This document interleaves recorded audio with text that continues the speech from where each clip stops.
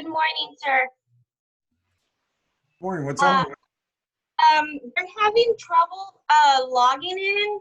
I already sent them the link. Gustavo and I think it was Danny that wanted to be in the training. And I already sent them the link, but they're unable to get to them. I don't know how else to do it. Okay. See what I'll do. I'll post it in our group Facebook right quick.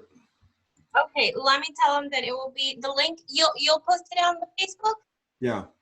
Okay, let me tell them that it will be on the Facebook.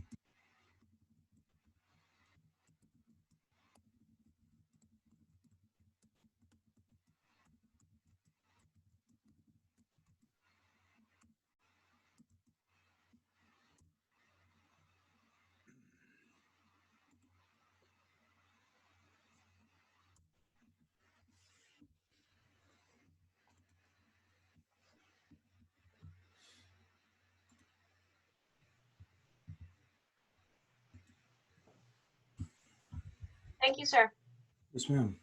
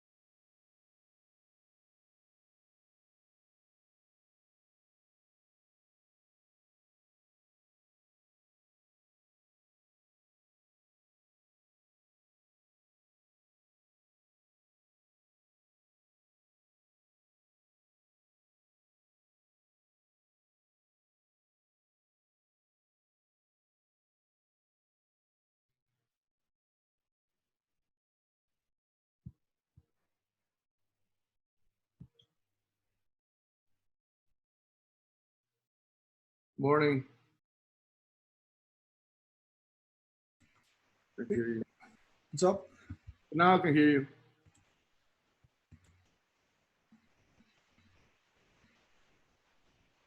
Mac, Yes. can I call you after the meeting about that seller disclosure? I want to tell you something about that. Okay.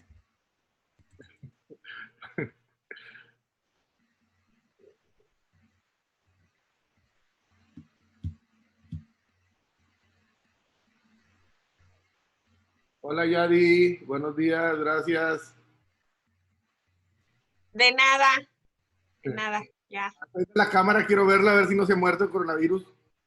Cállese, que ando toda greñuda. Bueno, ya la conozco, ya sé que usted siempre está greñuda. Ay, qué feito. A ver, Espérese. peínese. No, no ando ni peinada, mire, No, mejor apáguele, apáguele. mire. Ando con doble chongo. A las 7 de la mañana estaba lavando el carro. Muy bien. ¿A las 10 de la mañana estaba qué? A las 7. ¿Qué Andaba, tiene? andaba aspirando y lavando el carro. Yo andaba corriendo. Y Federica me ayudó. Muy bien. ¿No la quiere de regreso? No, de tener el virus, ya está toda contagiada por usted. No, no tiene nada. Ah, bueno. Se portan bien. Bye.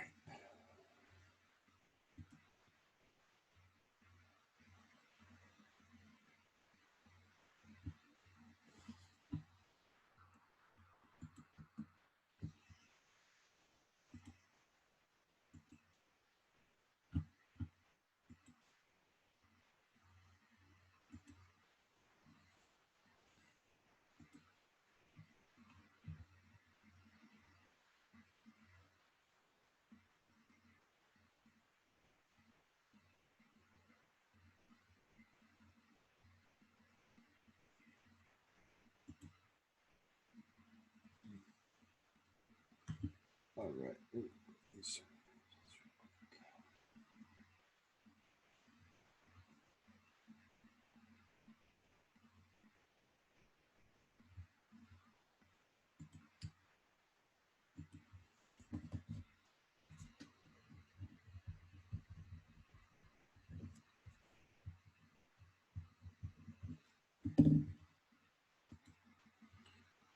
All right, we're going to go ahead and kick this off.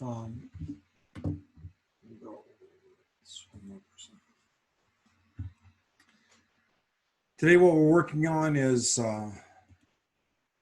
working with sellers. And this is normally when the way this was put together, it actually is a two-part, but what we are going to do today is run it together.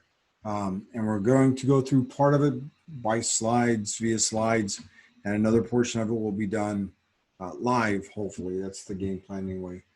If at any time you have any questions, don't hesitate to ask. Jump in and make sure that we're clear on what we have going on with it.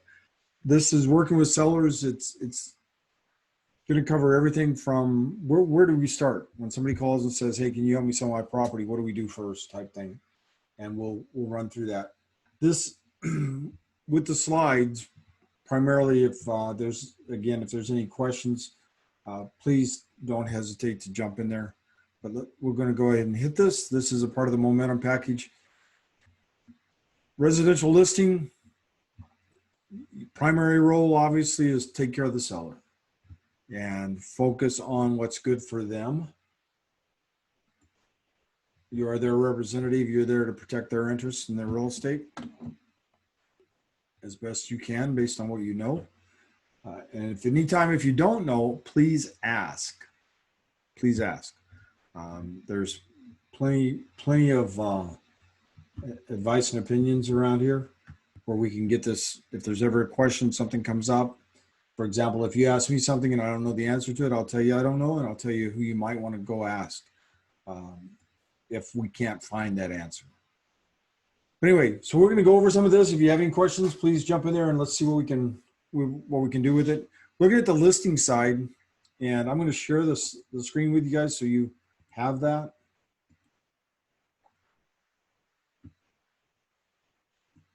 Get this rearranged again. There we go. So on the listing side, your role is to take care of the seller, right? We've already discussed that a little bit. Then we also want to make sure that we look out for ourselves and our broker, of course, to make sure that those areas are covered and we don't have any problems there. As we go through this, there's going to be some tips and ideas I'll throw out, things to watch out for as we do this. You can make notes of it, or if you need to screenshot some of the stuff, but and always come back and ask if need be. Make sure this is recording. Yes. Cool. Yes, we're good there. All right. And make sure that we have the documentation. When we say make sure you have documentation, there's over 176 forms in Texas Realtors. There's not a way to say you need this in every transaction, in my mind. There is a form in Zip Form called FDES. If you go into Zip Form, you open up the forms on the right-hand side in the search bar, type in FDES. It's form description is what FDES stands for. And it opens up a little booklet that'll show you all the forms that are available. TREC, Texas Realtors, anything that we could possibly use is there available, and how it's supposed to be used. It's an excellent reference, excellent resource to use in trying to learn the contracts and what goes where. Because they're also broken down where you have residential listings, you have commercial, you have leasing, you have other forms, etc. So it's broken down, so it's categorized for you, and then it also tells you, like I said, how to use it. And I may, if we get a chance here, I may show that to you so that you can see what I'm talking about once again. But make sure that we have the related property documentation is also important, right? We want to make sure we have the property documentation that includes the seller's disclosure notice. The seller's disclosure notice was changed last September. The seller's disclosure notice that is available on TREC, that's one, or Texas Realtors, is a required form for residential real estate. And if you're in the commercial side, there's a property condition report, but on residential real estate, that is a state property code requirement, not TREC, not Texas Realtors, not RE/MAX, not me. It's a state requirement that be filled out and completed. And as of September the 1st last year, we are supposed to be using that form, and TREC actually has that as a required form for the sale of a property. And I used to use that actually as a marketing piece for sale by owners, because they may not know they're supposed to provide that. I used to actually give that out to for sale by owners. So when we talk about property documentation, anything else that you might have, you get in some of the rural areas, and this is why it's so hard to say, because if you go to a rural area, you may have to have the form for septic tanks. You may have to have something that pertains to the water rights if you're in some areas, or along the bay, or at the island, for example, there's extra forms. So there's not a set way of saying this is what's required. That's what is really frustrating sometimes. So that's the reason we want to set up templates in Zip Form, so that you have all that together and you don't ever have to worry about it. So here's what I need for listings. Here's what I need for property management. Here's what I need for leasing. Here's what I need for buyers. Here's what I need for investors. And you have a template set up all the way across. You can have as many templates as you want within Zip Form. If you have Zip Form and you're using that, you can set that up and use those, and you don't ever have to worry about it. I've had a variety of them over the years. And I would highly encourage the use of templates for everything we do. So there is a listing checklist. We're going to talk about that one just real quick, but it's a rough one. It's one you might be able to take and use in Booj. Might be one of the better ways to actually use that. And then the seller's disclosure, which we've already mentioned, and some of the other things. We're going to talk about MLS in general. I know that doesn't apply. We don't have the same MLS in all offices. So we're going to just do that just general. And there will not be any homework. We will not do that this time this way. All right, so as the seller's agent, your job once again is to protect the seller's interest above all else. That's the very first thing on there, protect the seller's interest. And to do that, we have to know what forms to use. If we use the right forms, we're pretty well taking care of that. We wanna make sure that we have the right price. And to do that, we need to do a CMA. If you're not familiar with how to do a CMA, take a class on it. Go to RPR and do the videos on it. There's ways to learn that. Thursday, I'm actually teaching, it's going to be via Zoom. I'm actually teaching the PSA certification course with Realtor Academy. And it's 65 bucks to take it. Of course, if you take the class to get the certification, you have to do the application. But right now, that's actually even half price, I believe, with NAR. But the class, it's an all-day class. It's a certification through the National Association of Realtors. And you can go to Realtor Academy and sign up for that if you're interested in it. But that's what it's about. We spend all day long talking about pricing the properties correctly. Now that's the focus of it. Because that's where most agents miss. And you're going to have sellers that are going to say, this is what I want, which is great. I want a lot of things too, but it doesn't matter. What matters is what the market will do. And if you take that listing because that's what the sellers want and you haven't done a good CMA, it's going to cause you problems in the long run. Either the property doesn't sell, or it goes on contract because the buyer's agent didn't do their job. And then you end up with an appraisal that's below. And when you have appraisals coming in, you know, $1,000 or $2,000 off, that's not bad. But when they come in 10, 15,000 or $20,000 less, there's a problem there someplace. And unfortunately, it usually comes back to the agent side of the house, based on my experience.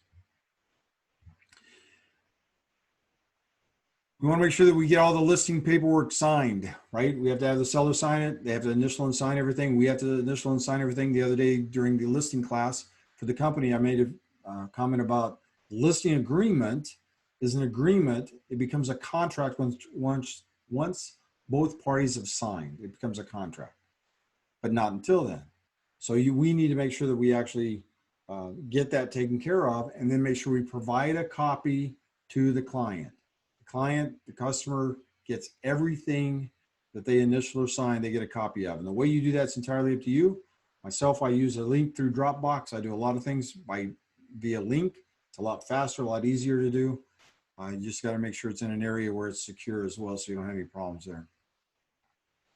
Thoroughly explain the pros and cons of having the home listed for sale. What's one of the pros of having the house on the market right now? Anybody? You throw something in the chat or you can just unmute yourself and jump in. What's a good pro for having the house on the market right now? I would say that people are interested in buying because of the low rates right now. Right, absolutely. Low rates are driving that. Yes, appreciate that, Karina. Anybody else?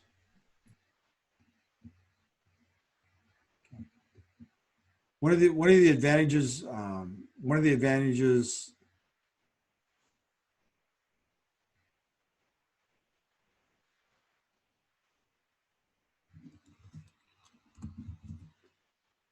the advantages of having the house on the market right now is there's a lot of activity and it's across the nation. We have a low inventory right now. It's not just us, it's a low inventory. So the more homes that are on the market, the better off we're gonna be. There's a low inventory. The buyers don't have much to choose from. So it's a great time to have your home on the market. If you're even thinking about selling. In fact, I'm thinking about putting my house on the market. What the heck, right? There's people out there wanting to buy, let's sell this baby. Of course, I can't convince the wife of that yet, but it'll be okay. It's like, what are you going to do next? I'm going to go live in an RV. That's what I'm going to do. Getting ready for that. But make sure we explain the pros and cons. One of the cons right now is the fact that we have COVID. And what Hidalgo County yesterday, I don't know if the numbers are right, but I seen like 193 new cases or something like that showed up. Cameron County, Texas had one of the worst days. So that's what's one of the negative things is that. So we need to make sure that we're doing things the right way. We need to make sure that we're doing the right things the right way. We need to make sure that the sellers are aware of what's going on. We need to make sure the buyer's agents do things the right way, right? We show properties. Well, I say my wife shows properties. We do the gloves, the mask, the sanitizer.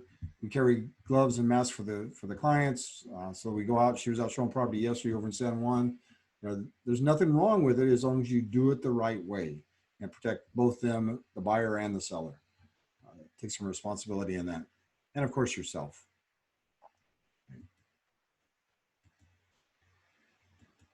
Make sure the components of the contract are fully signed and executed. We've already talked about that. Delivering the copies, we want to make sure we do that.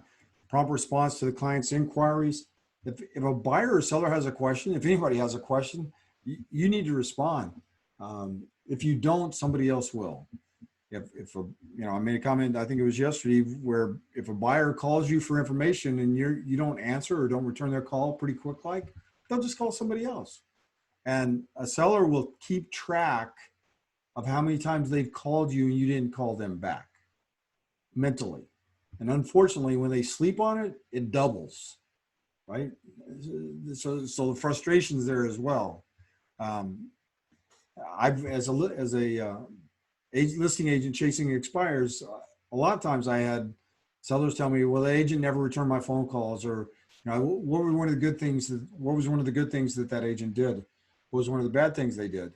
And of course, if it was bad, if there was something that agent did bad, and sometimes they say nothing, they did a good job, they just didn't sell my property. But if there's something they say that agent did bad, I want to make sure I don't do that. That's one of the reasons why I would ask. Not that I was going to badmouth the other agent. I was like, wow, really? And just log that in my memory to make sure I don't do the same thing, because that obviously bothers them, whatever it was, right?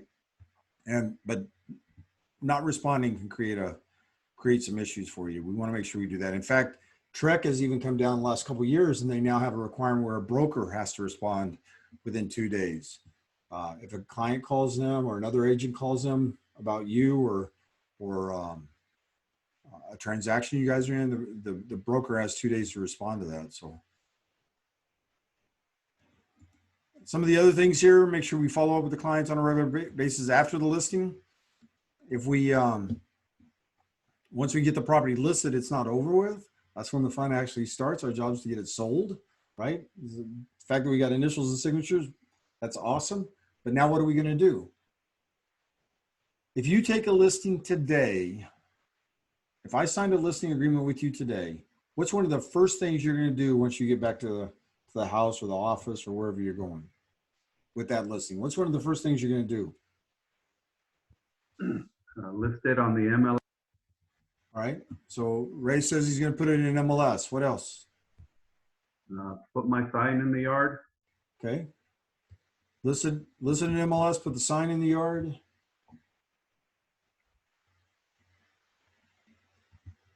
Anyone else? Where are we going to putting it in MLS markets that property, right? Automatically, because it gets syndicated out. Are we going to do anything else with it to try to market it? Pictures. Market in social media. Okay, so marketed it. I think it was Lori marketed on social media. So Yeah, like take pictures and put it on social media. All right, so take pictures with my Samsung S3. No, not really.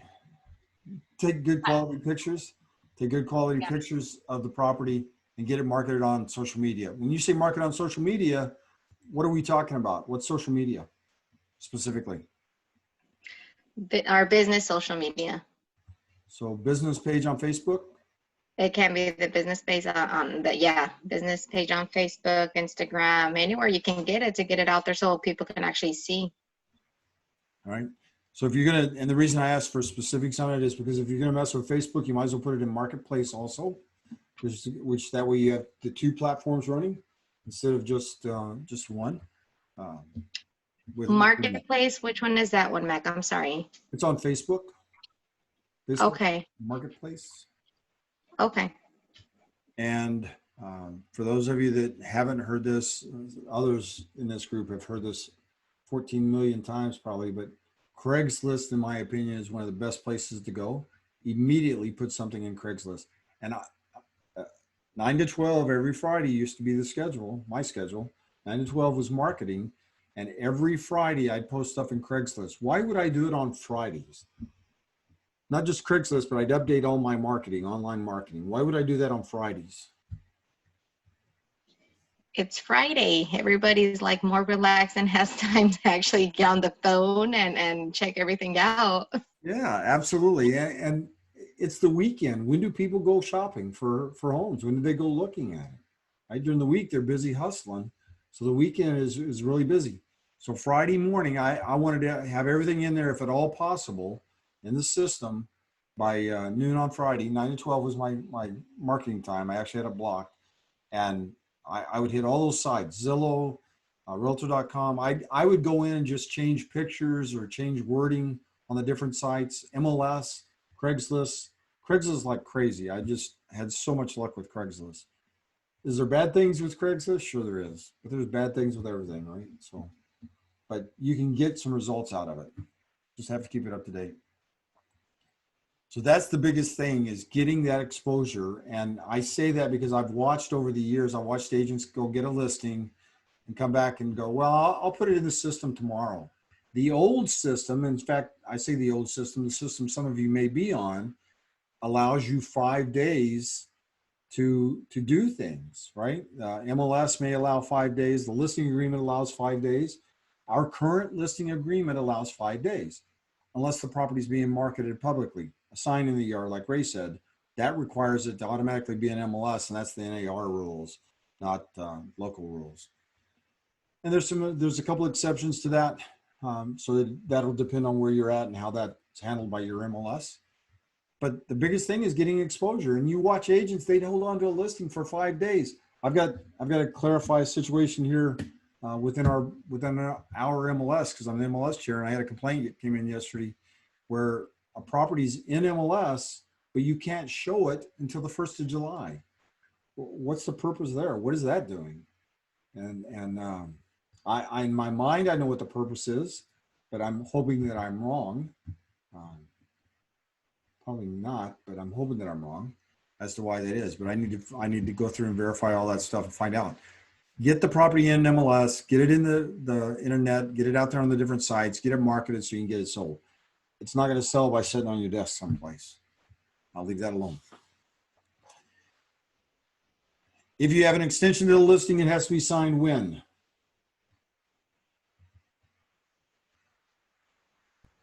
Before expiration. Ray, thanks. I swear you must be the only one that read your books. I'm going to tell you. Appreciate it, sir. Yes. Yeah, before the expiration. We want to do it before the expiration, not after, right? And we need to get that signed so that we can actually get it into MLS before it expires. Our MLS in McAllen does not allow you to bring it back after it expired. You have to put it back in new. So you have to stay up with that, because that listing agreement actually expires. It says it ends. You can't modify something legally after it ends, right? That's the catch to it. There's going to be a reduction. There's techniques for that. You will hear agents say that they write into the listing agreement, I'll take the listing at this price, but in 30 days, if it hasn't sold, we're going to drop the price $5,000. You'll hear agents say they do things like that. But please understand that even though we have that in the listing agreement, we would be better off checking with the seller again before we actually do the reduction. Because there could have been a change in something where they no longer agree to that.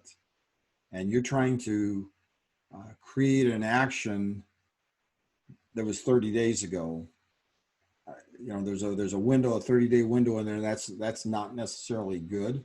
The other thing is, as I've told agents, I don't like doing that personally. I have an issue with that, because what I'm telling the seller is I don't anticipate selling the house, and as my backup, we're going to reduce the price. Right? My job is to get the property sold. If it's not at the price I think I can do that, I'm not taking the listing. It's just, it works so much better that way. But you'll hear all types of things from different people on that aspect of it. If a property needs to be reduced, get it reduced. If you're going to reduce a price on a property, if I'm going to reduce a price on a property, when is a good day to go in and do that? You guys are going to get so tired of this. Friday. Say that, Gustavo, what was that? Friday. Friday, yes, yes. Because once again, if we're going to make changes, let's do it so that it's open for the weekend. And in fact, one of my selling points with the sellers on that was, I need to have this done by Friday, so please make up your mind what we're going to do here, because I want to be able to put it into MLS, make the changes on Friday, and I want to do an open house on Sunday. Marketing, we have a new price, right? And that, granted, that doesn't give you a whole lot of time, but again, using MLS, if you input it into MLS, in most cases, it's going to get blown out to Zillow. So I'm going to go into MLS. I'm going to make the price change. I'm going to post the open house in MLS. Now, McAllen, we still have that on hold because of the virus, but the MLS systems nationwide have it set up so that I can put an open house in MLS, generally speaking. I can put an open house in MLS, and as soon as I do, it gets fed out to all the different sites again, right? Like Zillow will pick it up as an open house.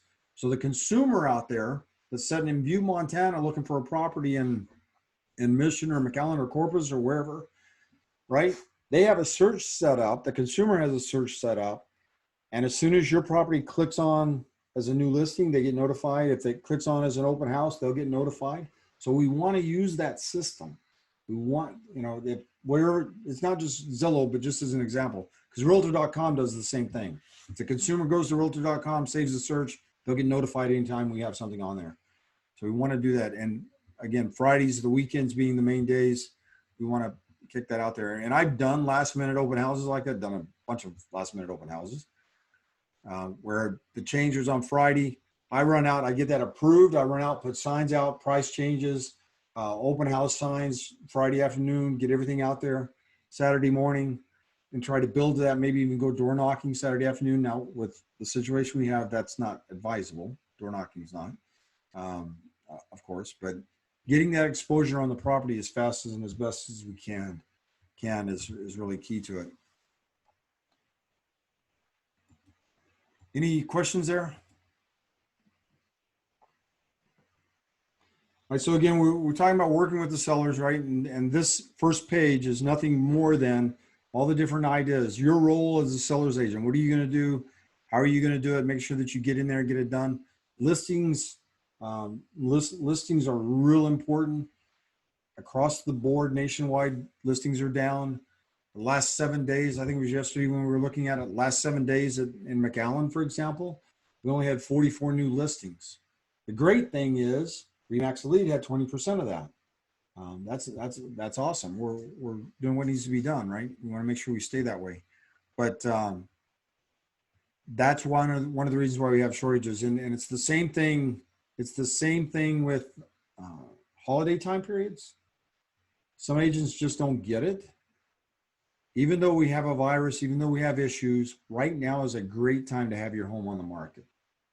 And, but yeah, we have agents taking properties off.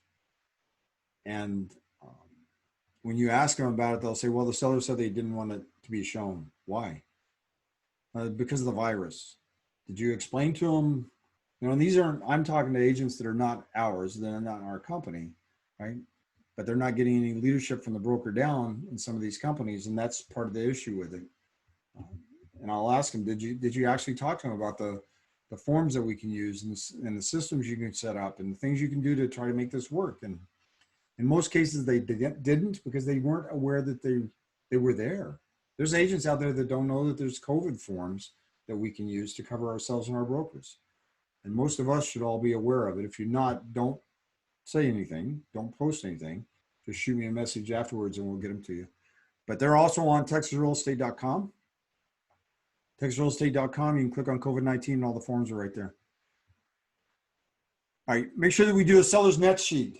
And when we talk about doing a seller's net sheet, we want to make sure that we actually look at a seller's net sheet when we take the listing and also anytime we get an offer. And when we take a listing, we may look at doing a seller's net sheet for cash and one for FHA or VA, right? Over the years, I usually do 2 or 3 of them when I take the listing. So I show them where the differences are. There's not that much, but it shows them that there is a difference, right? And there's options. I'll highlight things that are negotiable, like owner's title policy is negotiable, right? Survey is negotiable. Things like that are negotiable on there. I'll highlight that for them so we can talk about it. By the way, if I'm a seller and I tell you that I'm not paying for any of the buyer's closing costs, what does that mean? If it's our first meeting and you're going over a net sheet and I say, what is that? And you say that's normally paid for by the seller, but it's negotiable. And I go, oh, no, I'm not paying for any of that. What are you going to do?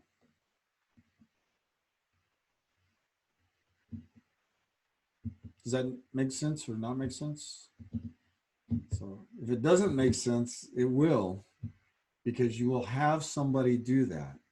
In fact, the favorite phrase is, nobody paid for our closing costs, so I'm not paying anybody else's.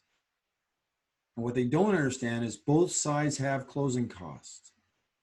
My wife was just dealing with that on one of the listings that was with another agent, and they were just dealing with that a couple of days ago because the owner said they're not going to do it.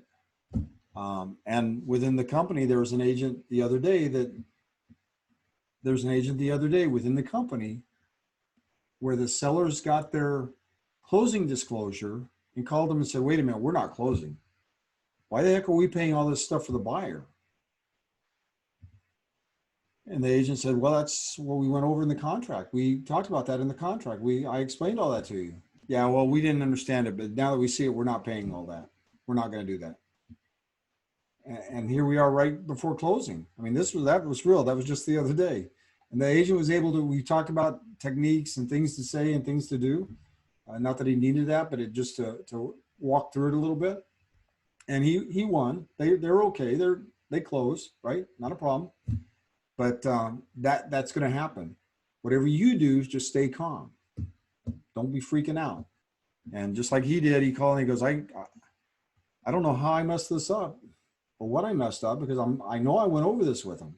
I have copies of all that. And that, by the way, was the other thing, was he printed everything that he had sent them and done with them that explains, like the estimated net sheet. They had signed off on the estimated net sheet. Here's what you said you wanted, and you're getting that. Yeah, but I didn't realize we went over it. That's your signature there, right? So some of the things we're talking about may seem crazy, but when it happens, it's a really, really good backup, and you want to do that. And again, that just happened this past week. So net sheets, you can usually get them from the title company website or title company app. In McAllen, Capital Title has a good one. Valley Land Title has a good one that they can use. In Cameron County, I use Stewart Title for everything as far as their website goes. And you'll find they're pretty similar.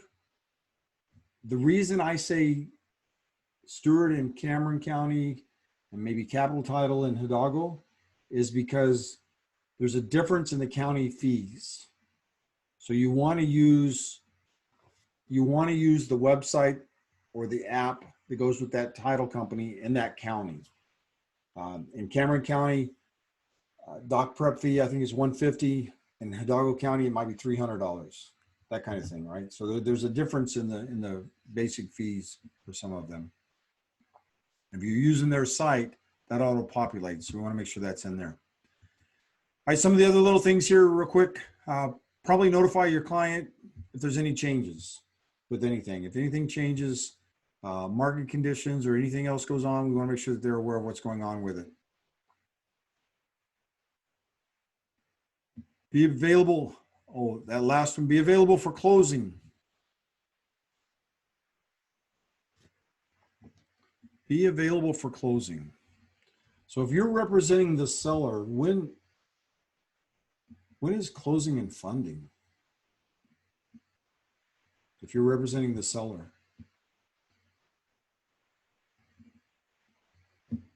And that's a serious question because if you don't walk through that with them as to what's going to happen when they sign that contract, right? When they sign that offer and make it a contract, if you don't walk through what's going to happen, the buyer's going to do inspections. We're going to do pest control inspections.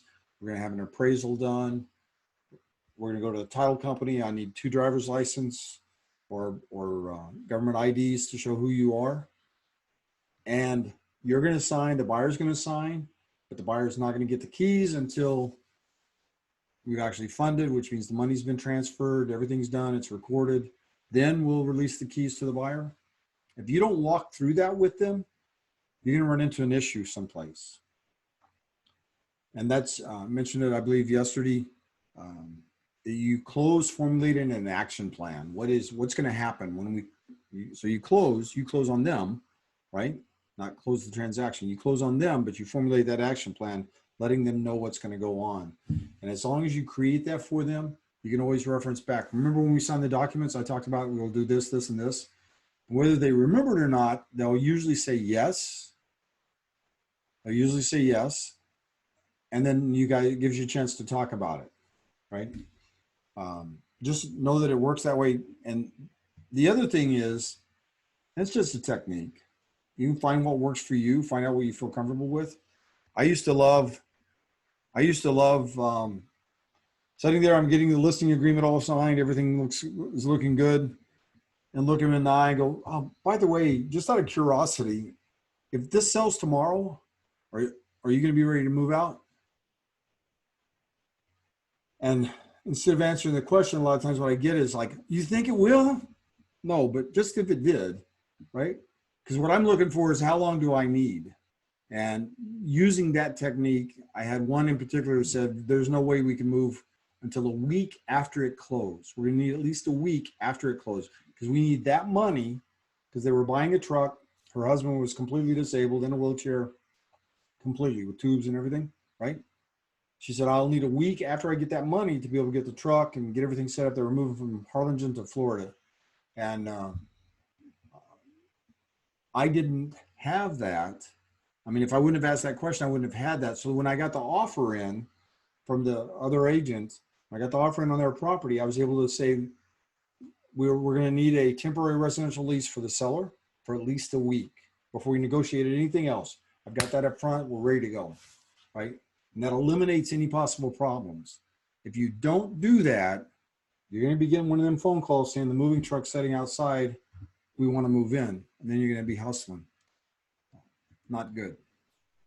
So Mac, what would my advice should be to my seller that whenever we enter into contract that he should start looking like to move within how many weeks or by closing?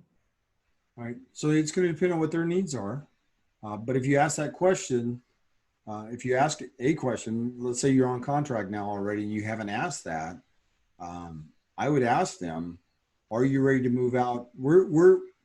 So for example, the contract says we're supposed to close on June the 27th.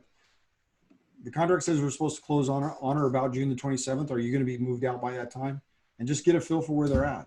If you have not asked that question, please do that so we can find out where they're at. Because at that point, you'll get some solid feedback as to what they need to do.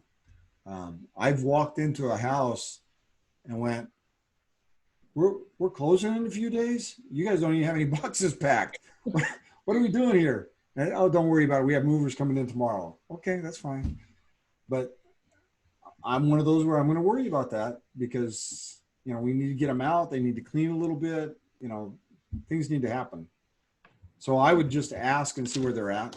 If there's a problem, get that residential lease signed now. Don't wait till the last minute to do it. And give a heads up to the buyer, because on the other side, the agent on the other side may not be as knowledgeable as you are. And I absolutely promise you, there will be a time where you'll get that phone call saying, I didn't know this, but the buyer is expecting to move in today. Okay, well, we just signed contracts this morning, so that's probably not going to happen. Yeah, but Mac, the moving truck's sitting in front of the house. Wish I could help you. My loyalty and responsibility is to the seller. Right. And we had one situation in Harlingen where I was called everything under the sun by both the agent and the buyer because I would not release the keys to them, would not release the keys. And they ended up having to wait over a weekend when they could have moved in. And I understand that, but it's the principle behind it. And the seller said this, and in that case, the seller had actually told me, do not give them the keys until we know it's done. Well, I had no choice. And if you give them the keys and just pray for the best, it'll be a long night. Don't do it. Yeah, don't do it, Gustavo. Don't do it. Yeah. There was a case either last year or the year before last where an agent had asked, can I give the buyer the keys? And it was not here, it was in the state of Texas. The a buyer's agent said, can I give the buyer the keys? They really want to go ahead and get started putting things in there. And the listing agent said, that's not normal, but let me ask the seller. And he says, well, you know what? If we can just put the stuff in the garage, that way they can start moving things in the garage, that'll be okay. So he asked the seller, so said, yeah, they can put stuff in the garage, but don't move into the house until it's actually done. The seller went by the house on Sunday, and they're all in the living room watching a football game, have all their furniture in the house and everything. So now the seller says, we're not going to do this, and I want rent for this time period. Otherwise, we're not closing. And now the people are in the house, and if you go to get them out, you're going to have to do an eviction. I mean, if it doesn't close at all, you're going to have to go through an eviction process and all this other stuff. And yeah, you don't need all that. We did that in Brownsville. We had to do that in Brownsville. The seller refused to move after she signed the paperwork. And I was the manager for the office down there at the time. And the agent came in and said, you're not going to believe this. And I tried to talk to her. She didn't understand English. So I had to get somebody else involved with it. But, or at least she claimed she didn't. But she absolutely refused. It took us 3 months to get her out of there. The seller. It took us 3 months to get her out of the house. Buyer was, yeah, not happy at all. So, all right. We'll just leave it like that. Just, if you have any questions, ask somebody. And don't let somebody else intimidate you. Because I've even had brokers. I even had a broker from the Harlingen San Benito area that said, Mac, I know the answer to the question, but I told my buyer I'd ask, can we get the keys and go ahead and start moving in? You just told me you know the answer. Yeah, but I also told them I'd ask. Why? Why don't you be honest with them? Tell them no. I mean, but they want to put it off on you, right? And which that's okay. All right, so the next slide that we're looking at is on the county records, and all the county records have pretty much the same thing. So we're just going to use this one to work from. You have a property search you can go in there and click on. When you click on the property search, it's going to open up so that we can actually take a look at it. What we're looking for is the legal description. And when we look at the legal description, one of the things we see on the contract a lot of times is we'll have a lot and a block, but the agents aren't putting it in lot and block. They'll take this entire legal description and put it in where the subdivision is. And that's not what we need to do. We need to use the lot and the block the way it's designed. That's the way the contract's supposed to be read. So you go in, do your search, you click on the legal description or take the legal description and put it in the contract, and we should be good from there. A couple other little notes on this, if I could, which is not necessarily a part of this, but you notice down here where it says exemptions, down here where at the bottom where it has exemptions, it has a DV2. What is DV2? So if you click on exemptions, it'll open up a little box and it'll show you, and you can click on that box and depending on what system you have, but on mine, for example, because I don't do that Mac stuff or Alpha or whatever the heck that thing is. If I click on exemptions, a little box will open up and I do a control find, and I can go in there and plug in DV2 and it'll tell me DV2 is a disabled veteran. And there's different classifications of them. So there's different benefits for them based on that number right there. The reason that's important is because when I go look at the tax numbers, which is on the next screen, when I look at the tax numbers on here, right, it's going to show taxes with exemptions and without. Now on this one, for example, it shows they're the same, right? If you have a exemption, so these two forms did not go together, right? They're two separate cases, but if you have an exemption, there's going to be a difference between current exemptions and without exemptions. The number that goes in MLS is without exemptions. without exemptions. Like if I was to sell my property, I have homestead and disabled veteran on there, right? So the buyer is not going to get that right from the get-go.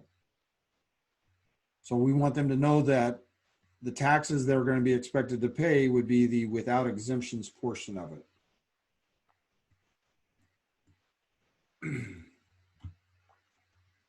The other thing is when we go in and take a look at this, we want to look at the assessed value. Is the assessed value the same thing as what we do on a CMA? All of you should be going like that. No, no, it's not. It's the assessed value. It's what the county says your property is worth. And by the way, if that dollar figure is more than what the market's worth, you should be protesting your taxes and see if you can't get it lowered. According to some, I have never done that. And that's always been, I worked with an agent that every year he protested his taxes every year. He protested his taxes.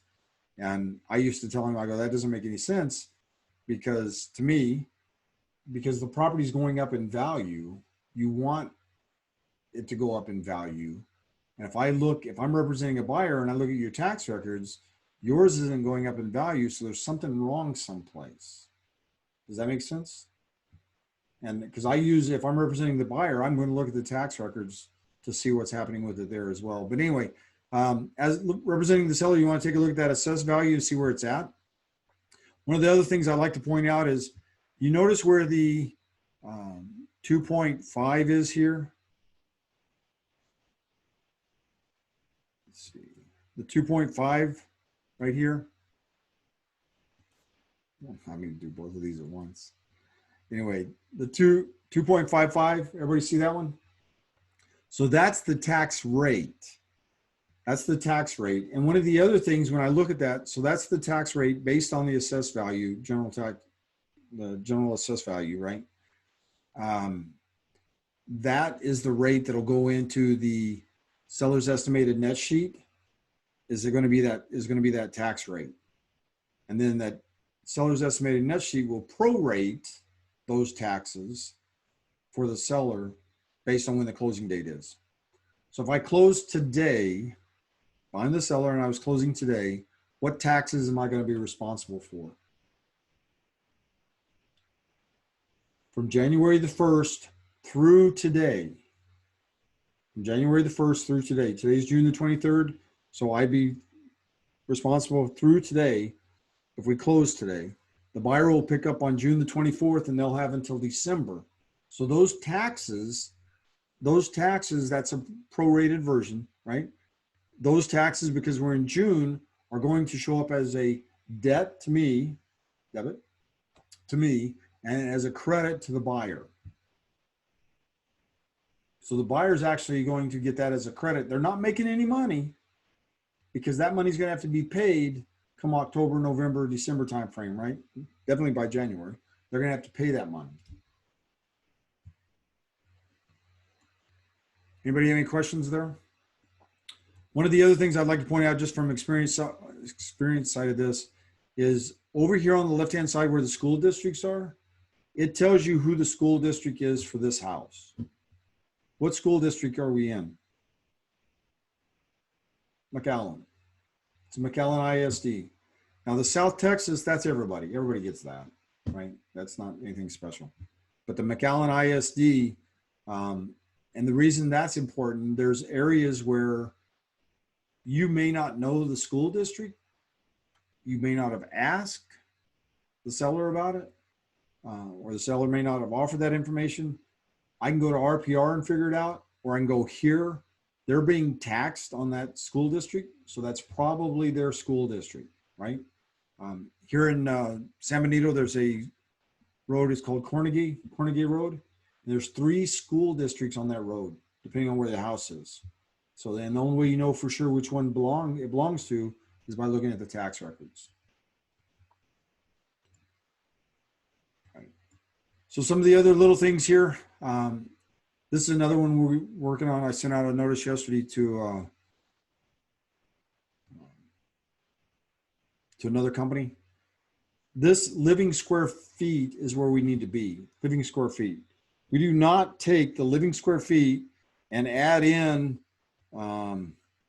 garage and porch and all this other good stuff and come up with square footage. Square footage is only living square foot. And there's going to be questions about that as you go through the practice. The seller will say, yeah, the tax records show my house is 1,400 square feet, but I closed in the garage and we made a bedroom out of it. Well, if it's not on the tax records, there's a very good possibility they did that without a permit. So it might not be legal. One. Two, for it to count in the appraisal, it has to be the same as the other parts of the house. So it has to be finished out. The other parts of the house have central area. It has to have central area, things like that, right? You want it all to be the same in most cases. So when you're talking to the seller about that, with that information I just gave you, you can talk to them intelligently about, yes, I know, I can see you, because I've had those, right? I can see you've closed out the garage or finished out the garage, and I can see you're using it as a game room, family room, an extra bedroom. However, it's not going to count on the appraisal as an extra room because of this, or this. So what I'd like to do is use the actual square footage that's on the tax records. Can I take the square footage that the seller gives me? In almost every MLS, the answer is yes. I have to source the square footage. So in MLS, I'll put seller measured or per seller, not me, right? So I'm not responsible for it. That's where I got it from. Mac, Yes. if you do that, if you put the square footage that the seller is telling you, Right. and you disclose it, do you also have to add that form information from other sources? Yeah, I would, but you're actually just getting the information from the seller, not from them. If the seller says there's a difference and they say, yeah, go ahead and use the tax records, then I definitely want to use it to cover us, right? Because I'm using the information from the tax records and the seller says, no, that's not true. Right, so he has an argument there already. But yeah, that form is really important. Information from other sources. Thanks, Gary. The information from other sources is a form to cover you, and you actually would list the tax records and where you got it at Hidalgo Cat or wherever it's at, Cameron County or whatever county it is you pull it from. Down at the bottom of the tax records, it'll have the deed date, so it'll show you when the owner bought it or when it was deeded, right? It'll show that, and then it'll also show what the description is. So what is a spec WD? What the heck is that? And that is a special warranty deed. Special, what is a special warranty deed? Well, that's something you get normally on a foreclosure. That's where you see them most often. Because a general warranty deed is the best. General warranty deed is the best. Special warranty deed, the difference between the two of them, general warranty deed goes all the way back to the date of origin, right? So when the title company gets that, they check everything all the way back, right? On a special warranty deed, generally speaking, their seller is only going to guarantee that deed, that warranty, that any encumbrances and stuff from the date they acquired the property to the day you buy it. So on a foreclosure property, let's say a bank foreclosure. A bank forecloses on a property. That bank sells you the property. They're only guaranteeing it from the date they foreclosed to the day you buy it. With a bank's foreclosure, that's usually pretty good because a bank's foreclosure wipes out everything else. Tax foreclosure, not so good because all they do, they don't actually wipe out anything. They don't take precedence. On a bank foreclosure, you can have 4 or 5 liens on there. If it's the number one lien, it wipes out everything junior. But a tax foreclosure doesn't wipe out anything. And so if you buy something on the county courthouse steps, it's a tax foreclosure, you could have acquired, as I've seen people do, all the liens that go with it. One of the companies I worked for was a tax foreclosure company. I'm sorry, they were a tax loan company that would do foreclosures. They would loan you money to pay your property taxes. You can't pay it here. We'll loan you the money. And then when you don't pay us, we'll foreclose on you. They foreclosed on a property in San Juan. Can everyone hear Mac? I cannot hear you, Mac. No? Can you guys hear me? Karina, can you hear Mac? Yeah, I can hear you. Okay. Okay. They Hello? anyway, they foreclosed on a it's actually a commercial property, and they didn't send out the notices. There was an IRS lien on there, and they did not send the notice to the IRS. It's a $35,000, just a little piece of property right on Business 83 over in San Juan, and they did not send out the notices, so they acquired a $300,000 IRS lien, and they foreclosed on that property because they didn't do it right. So if you go buy a property at the county courthouse steps, and you don't do any research, or you have investors that do that, you could, depending on the type of property, acquire other things with it besides just the property. We want to be real careful about giving out advice there, cause somebody to get into a mess. And one of my former students out of Brownsville actually did that. He actually acquired a property at the courthouse steps without doing any homework, right? Without doing any homework. He'd asked me about listing the property for him. I'm like, yeah, so I'll take care of it as a fourplex. He comes in, we had classes on Monday and Wednesday nights. And so Monday he said, I'm going to buy this fourplex tomorrow. I want you to list it for me. I want you to take care of it. Okay, great. I got it. No problem. Wednesday came. He's like, yeah, no, we can't do that. Because I didn't do everything I was supposed to do. So I bought the property, but it doesn't have water or electricity. So and now he has a fourplex with no utilities, and they haven't even been ran. It's not that they're not on. That stuff hadn't even been ran to it yet. So he has to have water put in by the city, which if you've ever done that, that can be a tad bit expensive. Just a water meter in some places is $1,500, right? And then you have to have all the piping put in and all that stuff. So yeah. So be careful with what you do with some of that stuff. And he's actually a licensed realtor in Brownsville and a builder down there as well now. So anyway, so one of the other things we have available when we talk about the seller side of this is we can actually go in and take a look at RPR. If you're not familiar with RPR, go to narrpr.com and set that up. There's all kinds of webinars going on with it now. Or I'm actually teaching that Friday for Laredo. Doing 4 hours. We're doing 3 classes, 4 hours in Laredo on Friday. And on this one they have webinars available. And I know some people, that's what the issue is over there. They don't like doing the webinars. They want somebody live to show them what about this, what about that type of thing. There's tons of tools in there on RPR to help you understand how it works. It's an awesome tool to do CMAs and et cetera. What it's focusing on here is, if I can just enlarge this for you real quick. Right here, we have the RVM. You have an AVM and an RVM. An AVM is an automated value, just like a Zillow, right? RVM is that automated value plus MLS. So that's more accurate than an AVM, a lot more accurate. The other thing is you have the basic facts. These facts are pulled from public records, so they may not be right. Most of the time they are, but not always. And it tells you it comes from public records right there.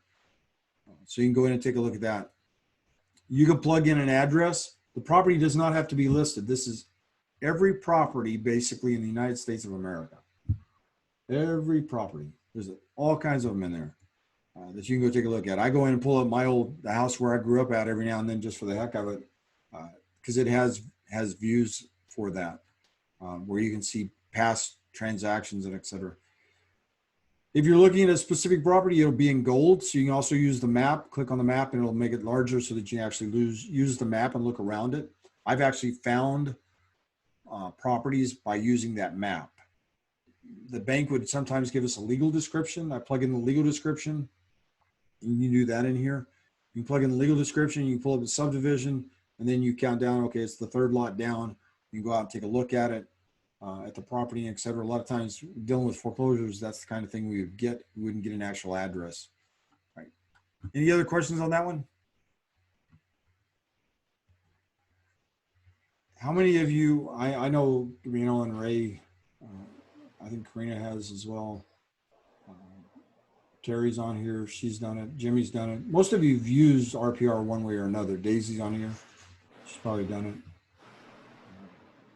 Mac, Sure. how would you recommend us look for properties that are owned by government employees that it's hard to find the information for them? RPR is going to show the property, but it may not have the tax information if the tax records are not available.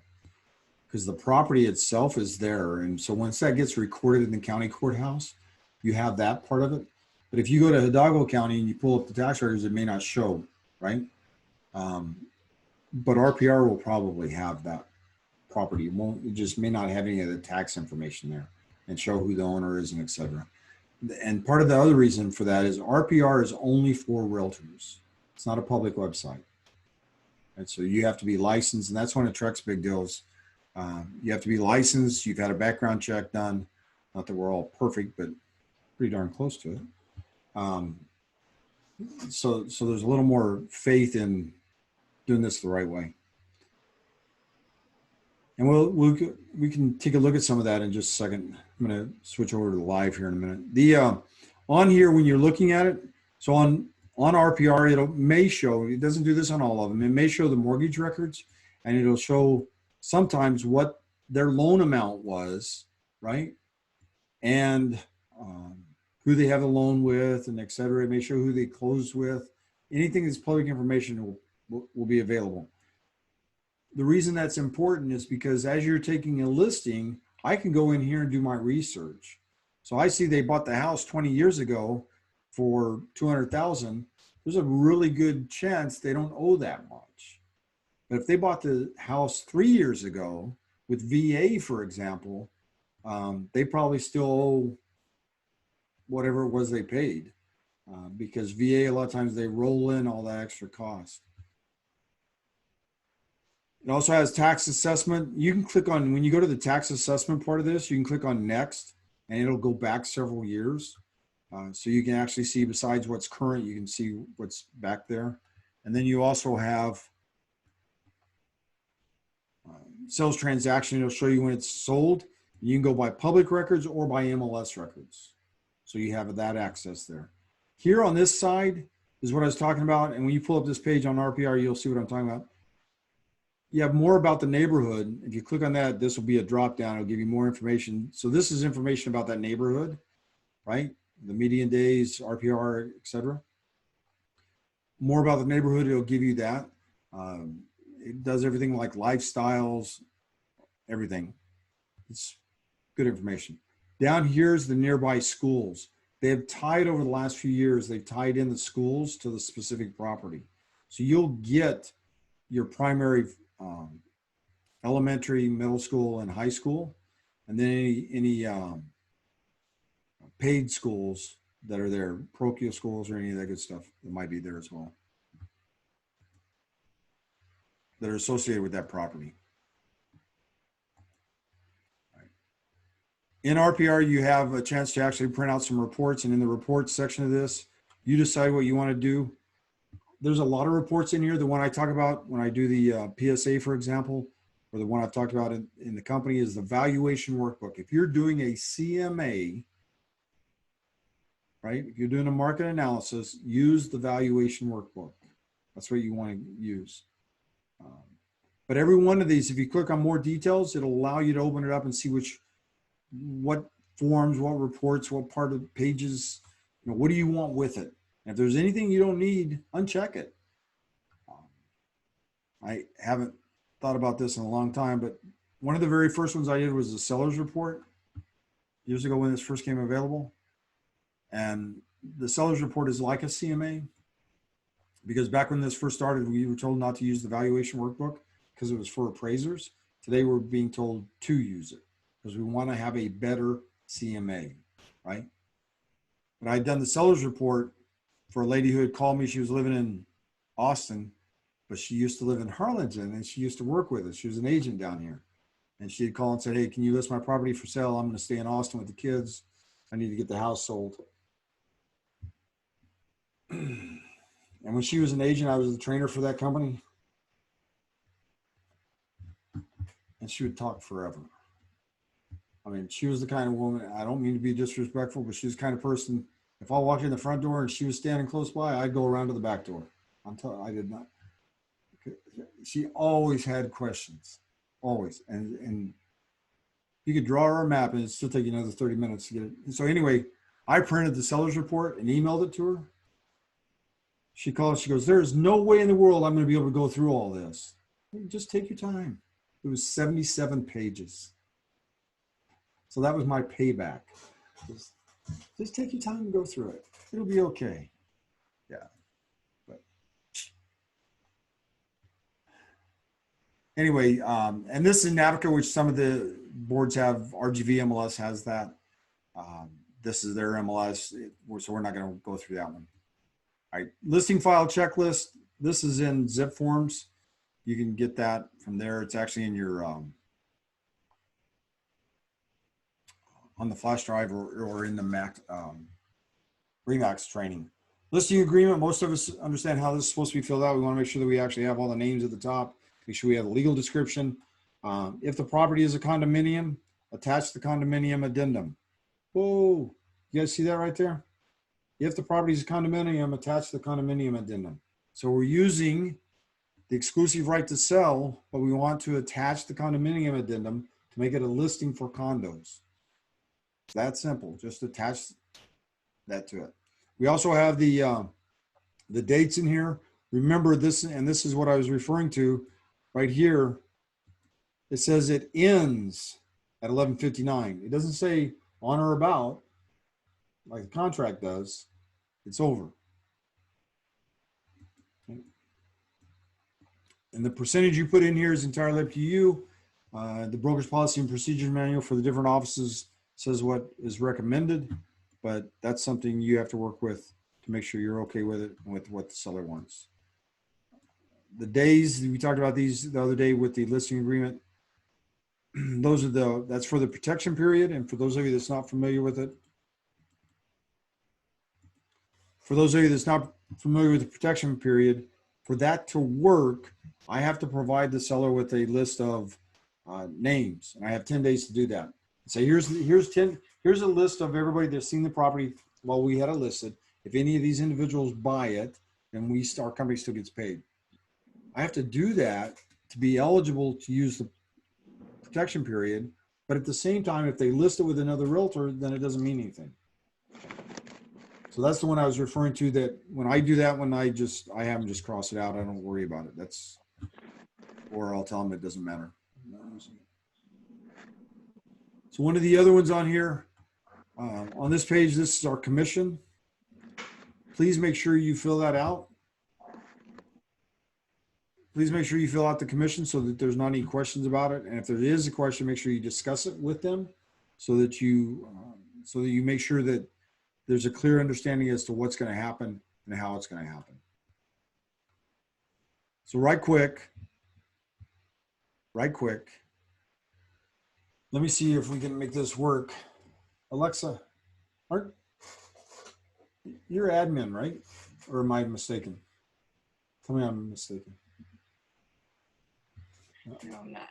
You're an agent up there? No. Oh, yes. I'm sorry. Yeah. Yes. It's okay. Yes. So for those of you from the mission office, Alexa is trying to join the office over there. There you go. Hi. There you go. 3 strikes and I'm out. I'll tell you what, I got the last one. We're good to go. Appreciate that. I forgot all about that. It's okay. Yeah, on the commission. So what do you charge as a commission? Anybody? You throw it in the chat, or you can unmute yourself and just jump in there. What do you charge for commission? It depends. It depends on what? 6%, Gabino, 6%. I've charged 6%. I've charged 5%. And there was a close friend of mine that I sold a property to, and I got both sides, so I charged her 4%. I do the same as Gabino. I go for 6. If not, if I bring the buyer and I have the seller, then I do 4%. But most of them are 6%. But this was a the 4% is the lowest I've gone, but I got both sides, and it was a really close friend of mine. So yeah, but I'm thinking of going up to 10% now. Me too. Me too. But I always do 50-50 to the other agent. So if there's another agent, I never go higher on my commission and lower on his commission. I try to be fair, and I do 50-50 for each of us.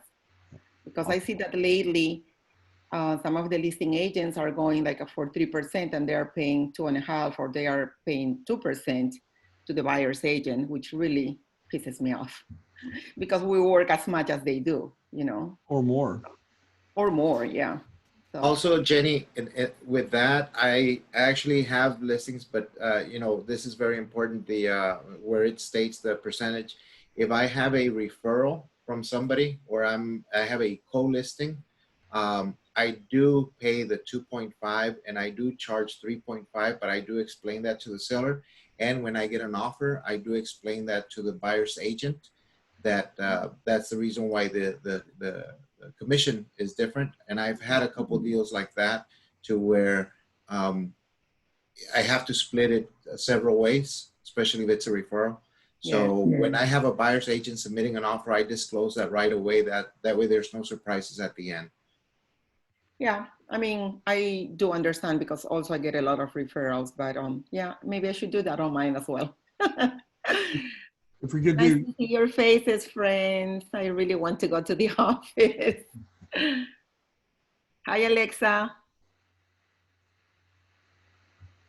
all right, so just real quick on that.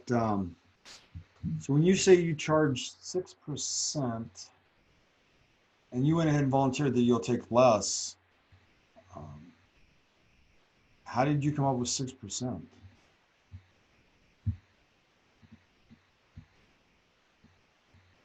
Anybody? Is it the broker that sets the percentage? Or at the beginning, like that's what the brokerage charges, or like I'm not too familiar with that part. Right. And that's why I'm asking, because for some of these, like Jenny and you know, and then they have some experience. Been doing this for a little bit, but the reason I'm asking, and the reason I smile like a little kid when I asked that question, is because I was trying to set you up and lure you into a trap, right? Because a lot of times when I ask that question, what I'll hear is, well, that's the standard, and that's illegal. That's illegal. That's what everybody else charges. That's illegal. That's the norm. That's illegal. So you don't use any verbiage like that. It's what I charge. It's what our brokerage charges. Something like that is okay.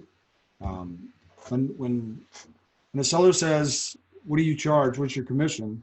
I charge 6%. Will you take less? No.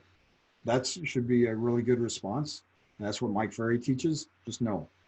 The problem is we say no, and then we try to explain it. And there's that thing in sales where as you're trying to explain it, you're actually buying it back. Right? You've already told them no, leave it at no. Just shut up. To be blunt.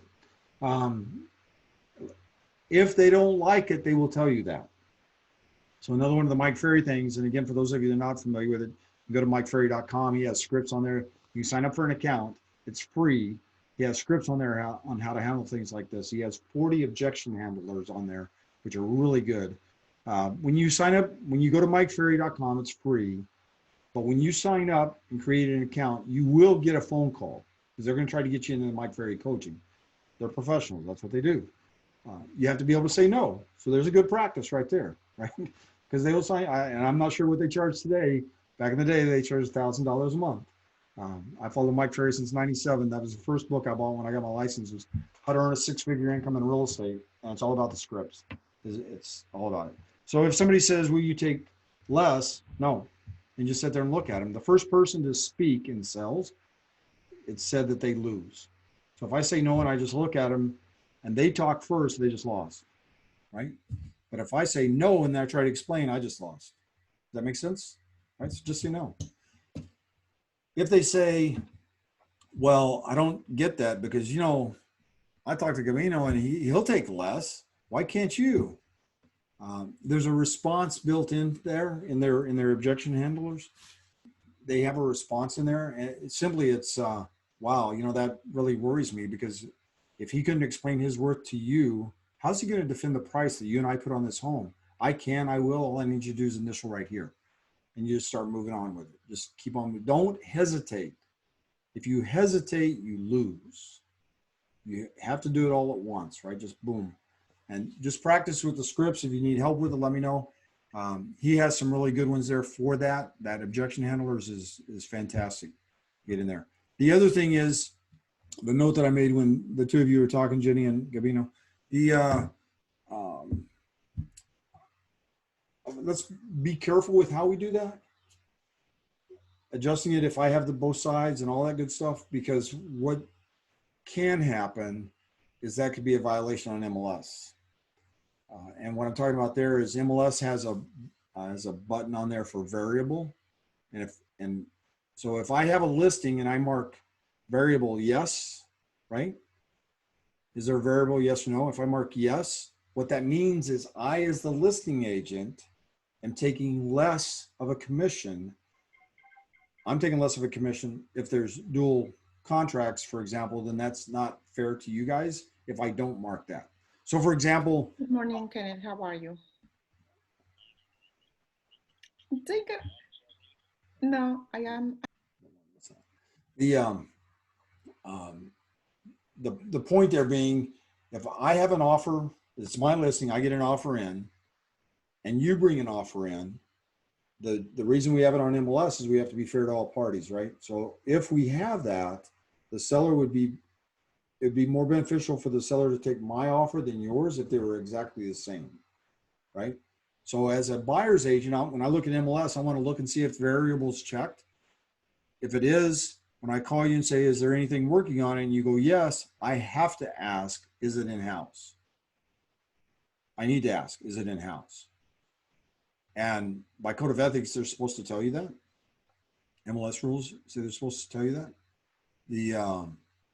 If you ask, right, there's nothing wrong with them telling you you have other offers. There's nothing wrong with that. If it's a variable, they have to disclose that to keep everything fair. And that's why we have it on MLS like that. And I do those. I've mentioned that before. My wife and I have done that over the years where when they say, what is your commission? I'll say 6%. If it's in the company, we'll do 5%. And what I do with that, just so you know, is I'll do 3 to yours because that's what's in MLS, and 2 to myself. That's the way I'll do it, right? So you don't need to know that we have that agreement there, because it's not going to have an impact on you. That way, it'll have an impact on us, because the next one is we'll do 6, we'll do 5 if it's in-house, and we'll do 4 if my wife and I have the buyer. So in that case, I mark variable, because if I have an offer and you have an offer, they'll be smarter to take mine because they're going to save 2% or 1% if you're from the company. Does that make sense? And that's what the variable commission is. So if you see that on a listing and you're representing the buyer, please ask whether there's anything working on it. Hey, Mac, and that variable option is only on MLS and not on the listing agreement, right? It's not on the listing agreement, but I've written that in. Where because there's a line, this example doesn't show it, but there's a line underneath that there for the commission. Maybe it's not underneath this part, it's underneath the other part. But there's a line underneath the commission where it has right there, number 2. So that's where I write it in at. Listing agent will take 4% if spouse has the buyer, 5% if it's in-house. Just write it in there. Oh, okay. And the variable on MLS, yes? Yes, ma'am. Yes, ma'am. Yeah. Okay. All right. Seller's disclosure notice. Most of us, if you should be familiar with the seller's disclosure notice, please know that once again, September of last year, there was a new seller's disclosure notice that came out. And if you're going to use the Texas Realtors seller's disclosure notice, there's more required than if you use the TREC one. And for those of you from Mission, Norma, or Harlingen or Port Isabel, Norma wants us to use Texas Realtors. She'd prefer that we use that one. The other offices, I'm not sure what their policies are, but you can, according to the state, we can use either one of those. The seller has to give a disclosure. right? So the way that's done is here's the Texas Property Code says the seller must disclose these items. And what has happened is Trek has taken those items and put it in the seller's disclosure, right? And then Texas Realtors has taken that and added to it, which is okay. Some MLSs, Dallas has their own MLS seller's disclosure, their own board seller's disclosure. Some brokers have their own seller's disclosure. As long as it covers the minimum, which is what Trek does, then they're okay. But it has to be provided by the seller. And we do not fill that out. Everybody should know that. We don't fill that out. And if you need it in Spanish, you can go to texasrealestate.com. There's a Spanish version of that. It's going to be the Texas Realtor one because that's the website for them to begin with. Information about brokerage services. We all know how this works. And we know that we give this out right before closing, right? No. Information about brokerage services. Gavino was like, yeah, sure. Information about brokerage services is given out on the first substantive dialogue, right? Substantive dialogue. And that can be either in person, via email, or telephone. If I'm talking to you on the phone, I make you aware of agency. I don't have anything for you to initial. So when we get together, that's when I'll have you actually initial it. And then I'll file it, scan it in, and send you a copy of it so you have it. But I want to discuss agency with them the first opportunity I get. Please don't let them give you personal information or what could be classified as confidential information without having covered this, because that's where the focus is. We want them to know that who we represent and that they have a choice of having representation. And if you go to Trek's website, it'll say the focus on this is to make sure the consumer knows they have choices.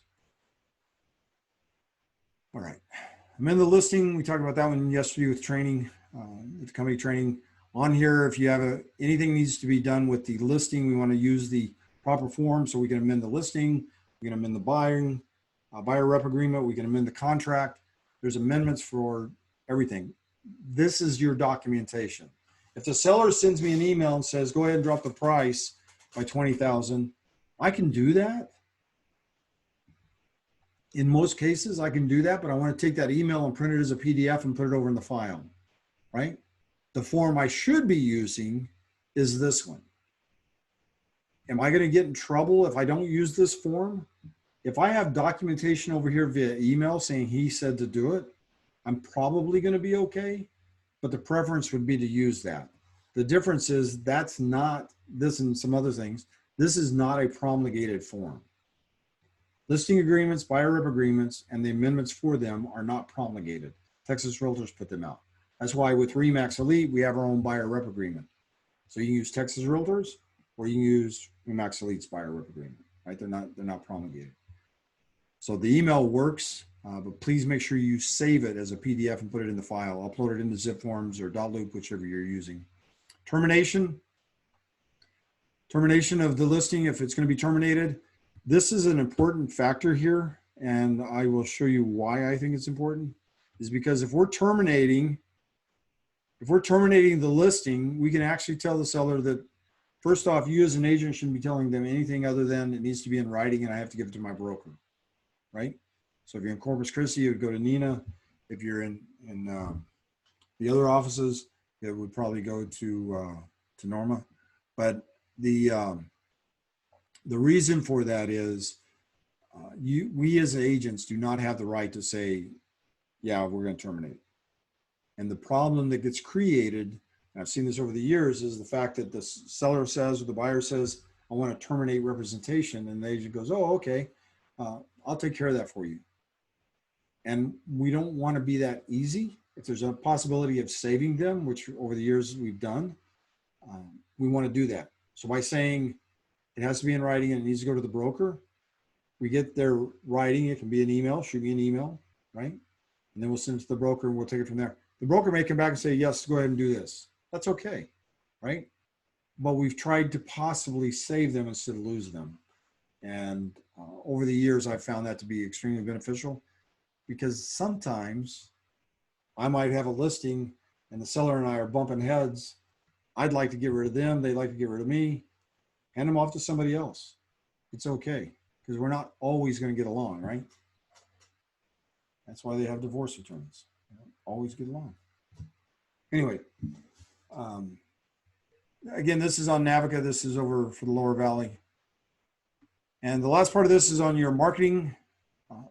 When we talk about the marketing plan, so the following will be done to market your property the first 10 days. Now, this is just a guide. It's something you could use. It's something you could add to or take away from. And again, this could be a checklist in Booj the way you have it set up. If you set it up as a checklist, I got a new listing. Here's my checklist. Boom, boom, boom, boom. All these things need to happen, right? You can create that in Booj so that you could use it.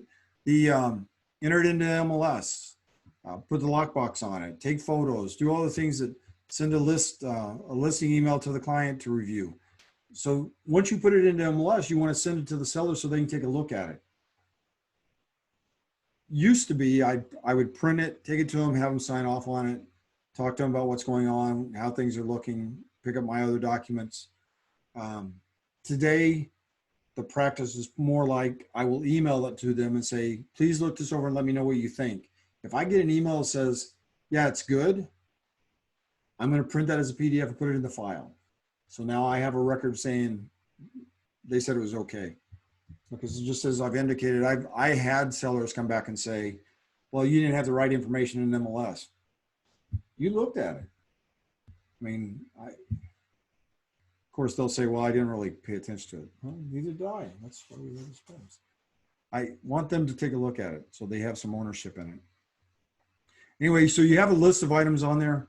Send a listing flyer with property highlights via email to 100 agents. You don't need to do that. You really don't need to do that.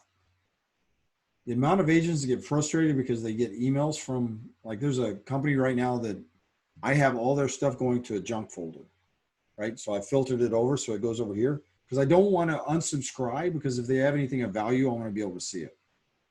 But at the same time, I'm tired of getting flyers from them every day, right? And I don't need that in my email, so I just filter it out. But there's a couple others where I have unsubscribed. They might be in a company that starts with a K, but they we'll let that go. It's okay. Because there's one of them that sends out stuff every day also. And it's just one listing after another. You have some other items that are on here. Give feedback to the sellers on showings. Anytime you have a showing, let the seller know what happened with it. That is so important because they're going to want to know what's going on. But be careful in doing so. Don't call the seller and say, hey, the showing we had today at 3 o'clock, the buyer really loved the property. I'll let you know if anything materializes. They will sink their teeth into the buyer loving the property and expect you to have a contract pretty quick like, right? Just let them know that I spoke to the agent. I'll let you know if anything progresses. You know, just let them know that you're working with it. And text or email works. Just communicate with them. In fact, that's a really good point. Whenever you take a listing, whenever you start working with a buyer, ask them what's the best way to communicate with them. Is it by phone, text, or email? Which would you prefer? Because that's all that's really important is what's best for them. All right. Any other questions there?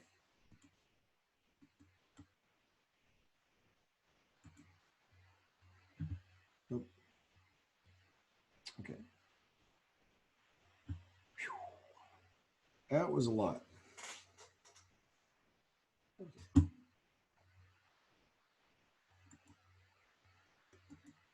Let's see what's on this one.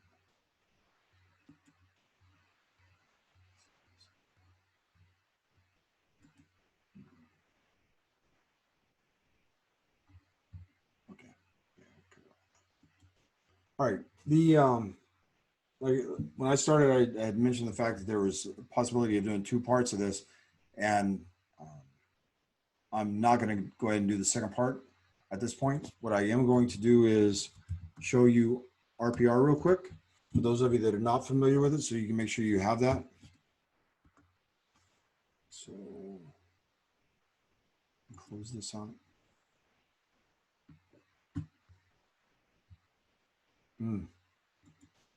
That's not good. RPR is having issues with their PDF reports, so that's okay. doing right now.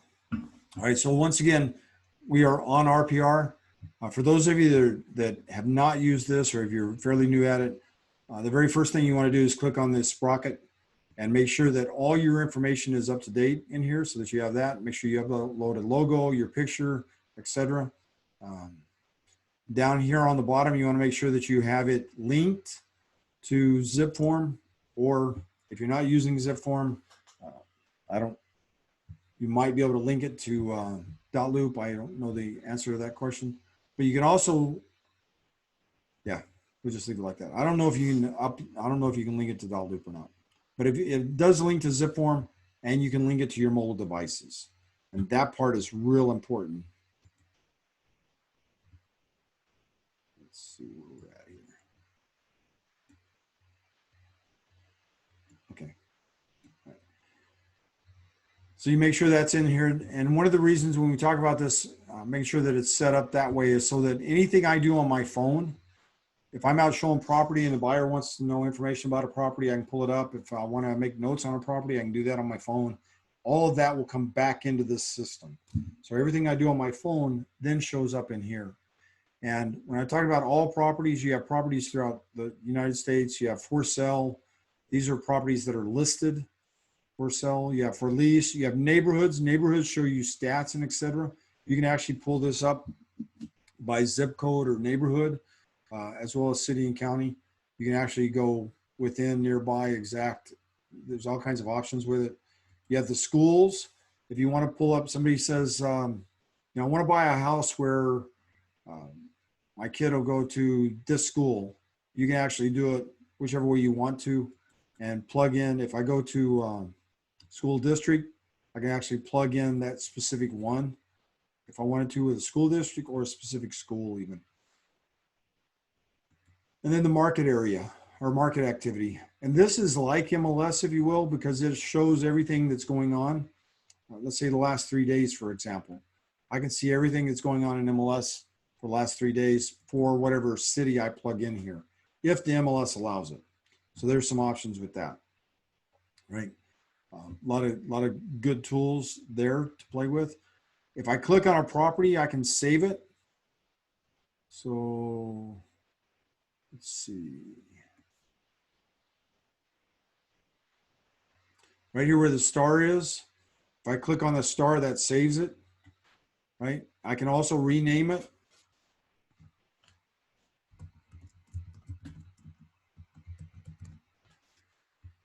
So that's what that property becomes known for in my system. So when I go back over here, here's recent properties I looked at, and here are the saved properties over here. And there's the new agent training. When I click on the star, it saved it, so it's going to be right there for me. Then there's searches, custom areas, market activities. Everything that I've done is over here on the save side. Anything you need out of here is really good. If I go to pull up a property, and again, let's just pull this one up just for the heck of it. There's the AVM on it. There's the map, and this is what I was talking about on the map. You can play with that. The map has some things you can work with. Let me reduce the size of this a little bit.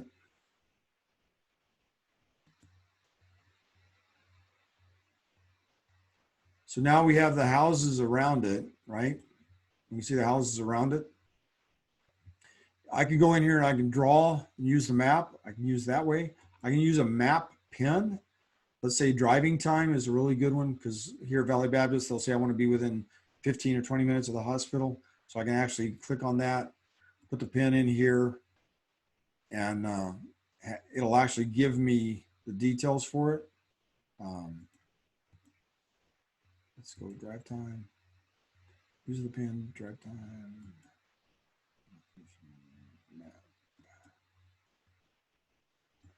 Car, 8 o'clock in the morning. And these are all stats it pulls from public records. 15 minutes apply.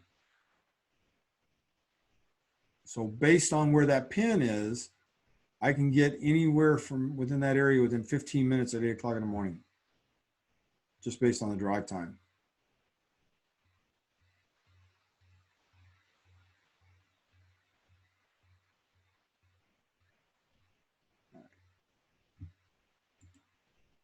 Reset the map. One of the other ones I want to do here with this is all these little maps right here where it says custom area, you have that, right? You can use those. You have the geographies. Let me do this one real quick. On the geographies, let's say we want 8th grade, 6th to 8th grade. So you see how it put the black lines around it? So when I click on it, it's going to tell me what that is. Whoops.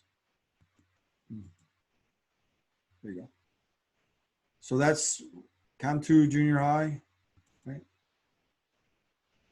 There's Garza Elementary School.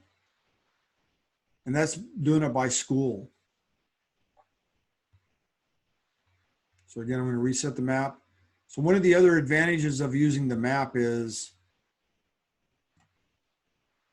and it may not beat in far enough, but you can do the macro neighborhoods, you can do zip codes, opportunity zones. You have all these tools that are in here that you can use.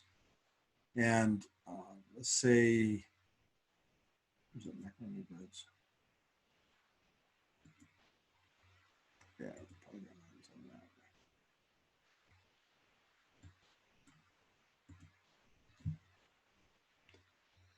And the advantage of that is when I come down here,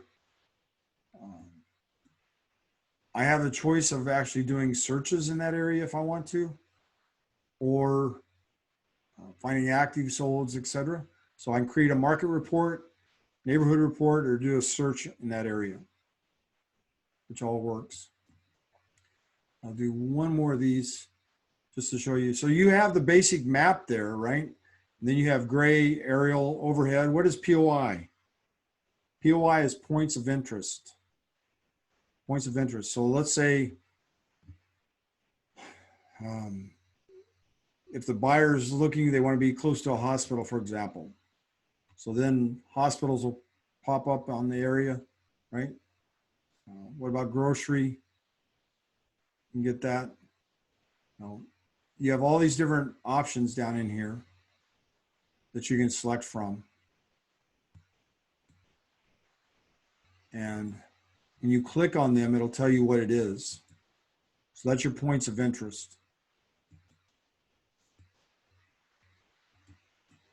And on the bottom, we have heat maps. And on the heat maps, we have list price versus sales price ratio, which is pretty cool, as well as some others. This will be the last one I'll do. On the heat maps, let me go back up here to the top and just reset this.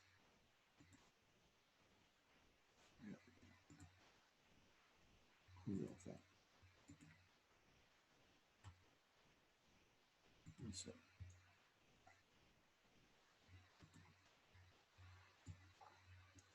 All right, so when I click on the heat maps, for example, list price to sales price ratio, here's the heat map. White means there's no change. Red is they've lost. And we're not seeing a lot there.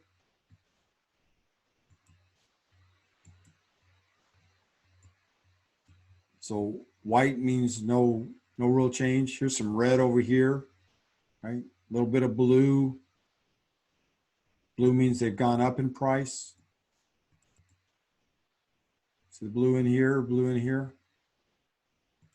So you have some neighborhoods, there's some pink in there. That means they've gone down, right? So it allows you to look at list price versus sales price ratio. And when we start looking at that, what that really means is we may be listing it at 100,000, but selling it for 80,000.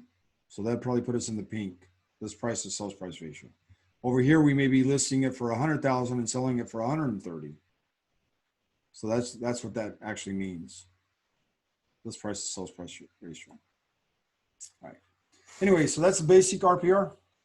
Just real quick for you guys. And if you do reports in here, you have all these different flyers you can do. Personally, I love the property flyer report. It's a one-page report that can be generated. You can actually add pictures. You can choose which picture you want. Like I added this picture. You can have custom pages. Whenever I click on it, it's going to pull whatever MLS has in it. So if you listed a property, I can actually go in and pull that property up with a property flyer and send that out to people. saying this just came on the market. I don't say I listed the property, but it just came on the market, right? And it'll show on the bottom of the report that you're the listing agent, but it'll have my contact information on there as well.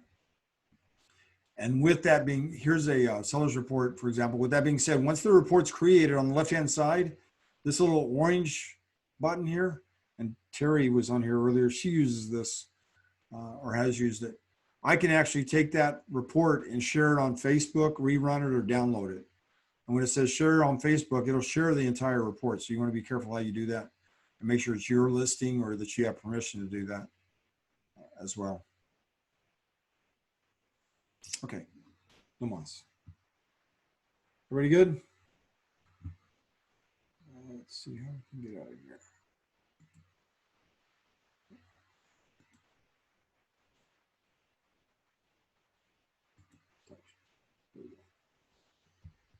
All right. Anybody have any questions or comments? All right. Well, I appreciate you guys' time. I know there's a lot of information in there. Based on the schedule, we have 2 more classes for this session. And those are both on Monday at 9 o'clock and at 1 o'clock. If you have the Google Calendar, that link is already in there. If you don't have it, I can connect you with that.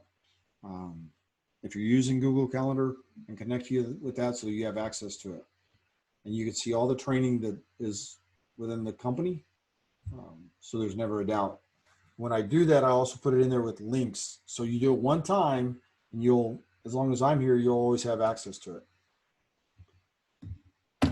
Anybody have any questions? Oh.